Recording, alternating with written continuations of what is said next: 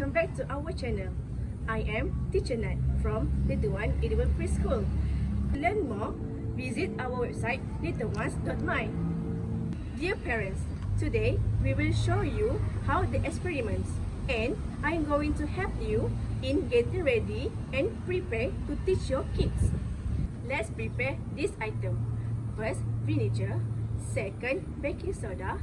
Third, bottle. And the fourth is balloon. Now, let's start our experiment. Number 1, pour vinegar in the bottle.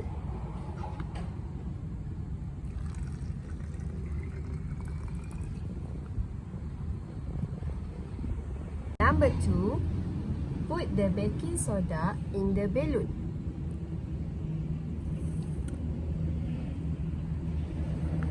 Number 3, put the balloon on the bottle.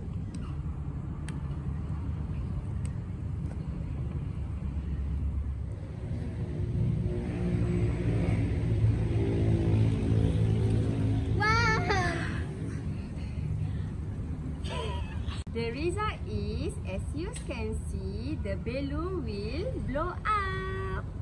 Yay! This is how it works. First, let's prepare a bottle and pour some vinegar into the bottle.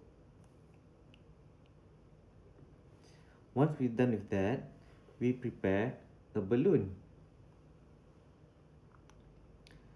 We took the balloon with the help of a funnel and let's pour some baking soda into the balloon slowly to make sure the baking soda get into the balloon properly.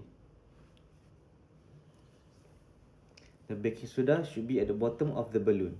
Next, we cover the bottle's mouth with the balloon, like this.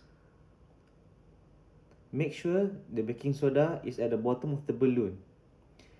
Pull up the balloon so that the baking soda start to pour down into the bottle, like this. It will slowly get into the bottle. The baking soda will mix into the bottle and produce bubble. Then the bubbles will go up and blow the balloon bigger and bigger and bigger. Baking soda is an alkali, so when we mix with vinegar, which is acid, it will produce carbon dioxide, which is the bubbles. Alright, that's all for today. Don't forget to click the subscribe and the bell to receive more notifications. See you in the next video. Bye. Assalamualaikum.